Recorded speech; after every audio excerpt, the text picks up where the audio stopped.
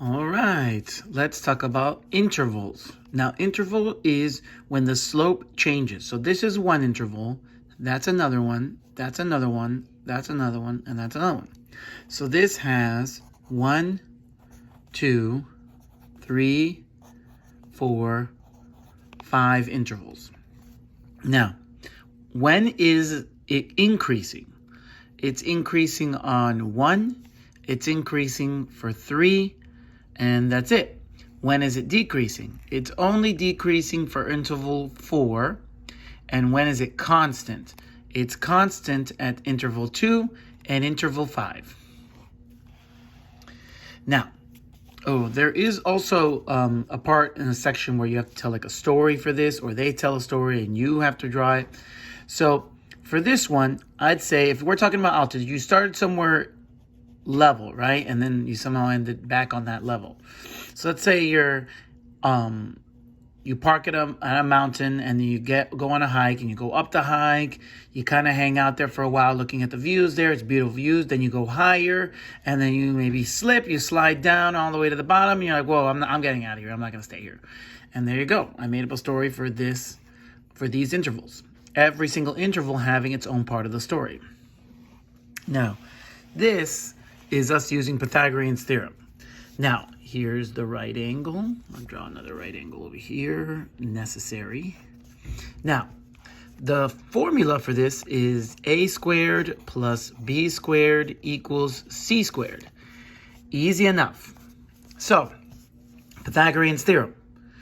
The only one that's important is c. The first thing you do is find c. C is always the hypotenuse, which is also called the longest side of the right triangle. Now, the longest side in this drawing is going to be x. If you have a hard time finding this, the 90-degree angle points at it. To this one.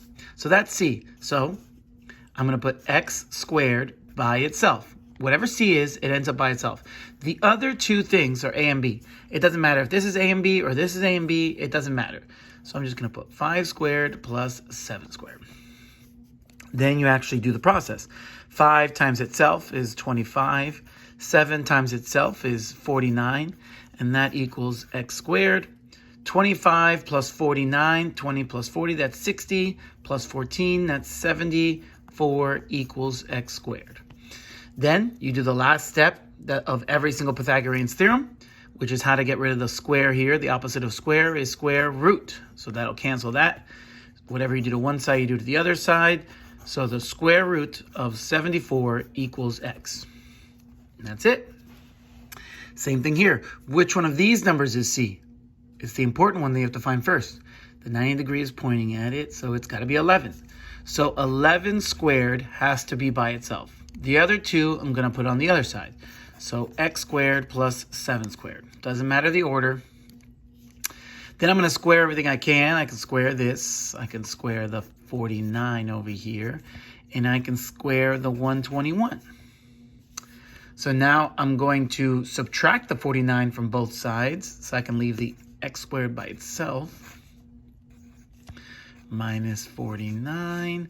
Gonna have to borrow from the 12, making it an 11, then making this an 11, so that's gonna be 2, and that's going to be 7. So 72 equals x squared. What's the last step in every Pythagorean's theorem? Square root, x equals the square root of 72. And that's it. So sometimes when the hypotenuse is x, you're gonna be adding. And when the hypotenuse is not x, when the hypotenuse is actually one of the legs, it's going to mean that you're going to subtract and then square root. But you always square root at the end. And that's it.